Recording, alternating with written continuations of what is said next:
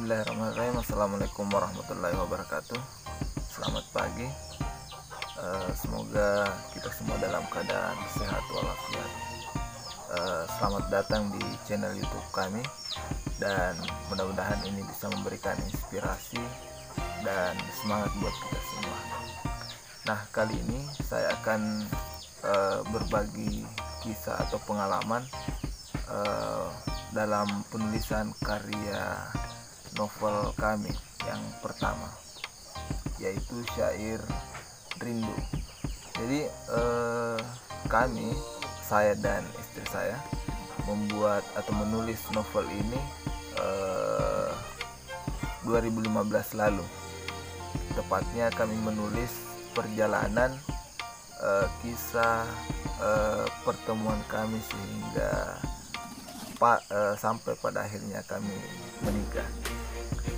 Jadi ini adalah berisi tentang perjalanan mulai dari pertemuan, kemudian saling merindu, dan seterusnya, akhirnya sampai pada melamar 2 kali dan belum bisa diterima, dan akhirnya pada lamaran ketiga baru bisa diterima.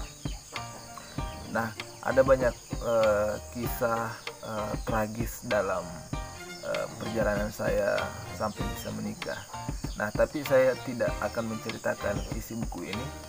Saya akan berbagi pengalaman bagaimana menulis kisah ini.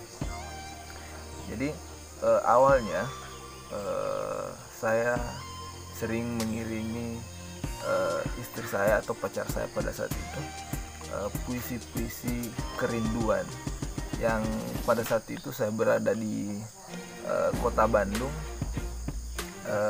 untuk melakukan sebuah atau bekerja di sana. Nah, istri saya yang tinggal di Kabupaten Baru itu tentunya ada jarak. Nah, jarak inilah yang kemudian membuat kami berdua saling merindu. Akhirnya saya mengiringi puisi-puisi kerinduan itu. Nah, lambat laun istri saya pun membalas puisi-puisi saya yang awalnya katanya sama sekali tidak pernah menulis puisi. Tapi karena sering dikirim puisi, akhirnya bisa juga menulis puisi.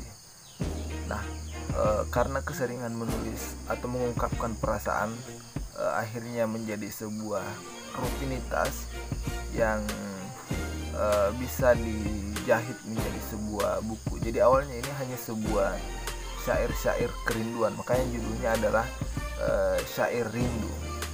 Artinya adalah syair kerinduan atau kegelisahan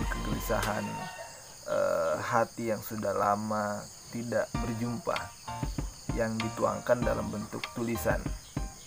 Nah, karena saking banyaknya, akhirnya saya pada saat itu berinisiatif bagaimana kalau puisi-puisi kita itu dijahit menjadi sebuah karya, menjadi sebuah buku. Jadi ada kisah, kemudian di tengah-tengahnya ada penggalan-penggalan puisi. Nah, disitulah awal mula rencana pembuatan buku ini. Awalnya sih namanya Irama Rindu, berasal dari kata kami, Irama Yansari dan Mardi saling merindu.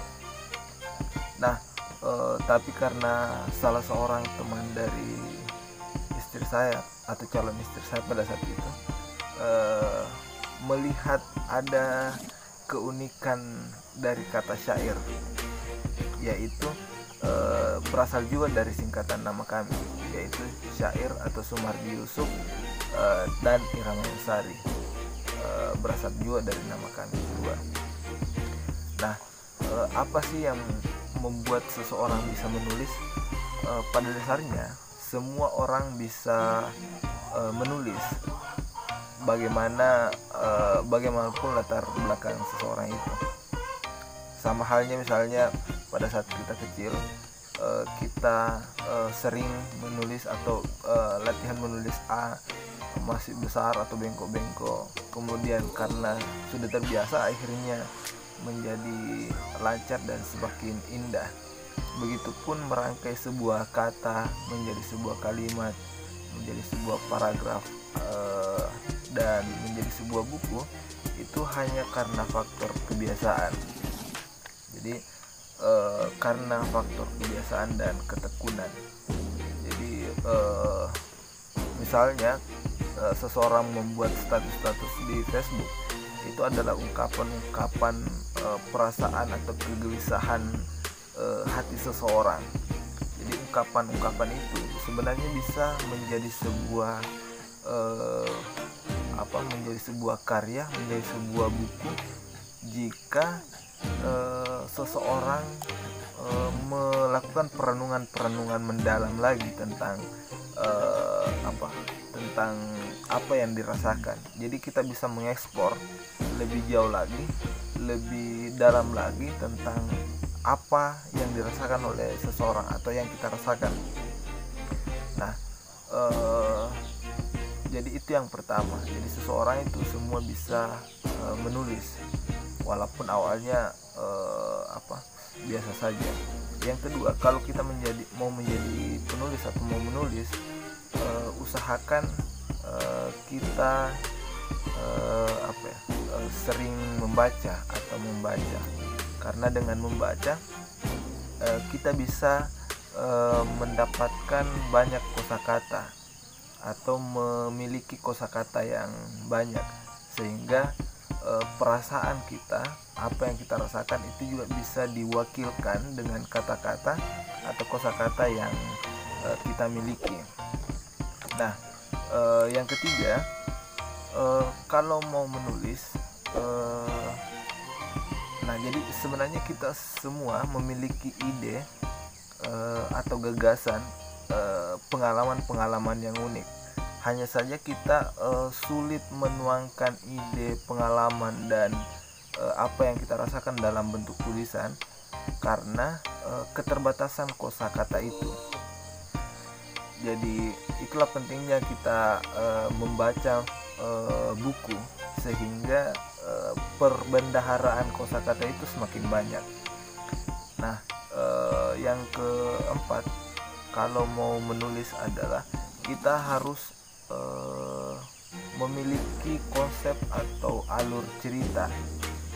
Jadi alur cerita ini alami karena ini adalah perjalanan hidup yang kemudian dituangkan dalam bentuk tulisan, sehingga itu memudahkan kita menulis, hanya mengingat kisah-kisah yang telah kita lalui.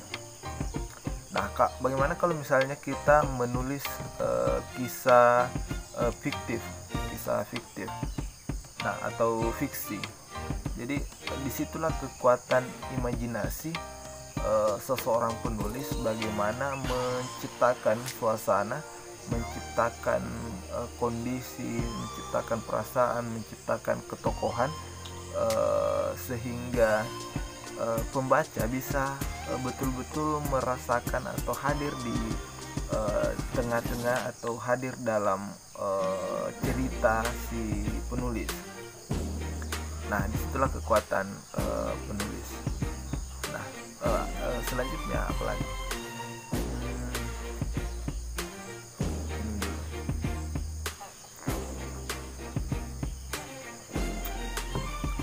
Nah, jadi saya awalnya juga tidak pernah bermimpi atau bercita-cita menulis sebuah buku. Bahkan saya merasa bahwa ini sebuah kemustahilan, tapi akhirnya bisa terwujud karena ada ketekunan, ada semangat juga, sehingga ini bisa terwujud atau bisa tercapai. Mungkin untuk isinya saya akan